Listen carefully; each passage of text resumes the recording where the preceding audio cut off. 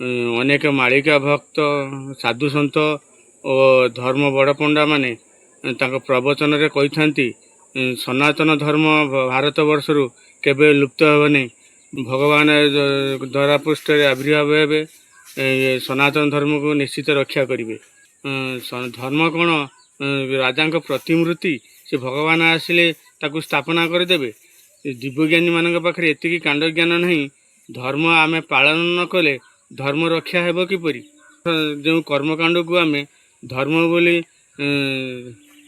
ଶତାବ୍ଦୀ ଧରି ମାନି ଆସିଛନ୍ତି, ସେଇ କର୍ମକାଣ୍ଡ ମୂଳରେ ହିଁ ସବୁ ଅନର୍ଥ ଲୁଚି ରହିଛି।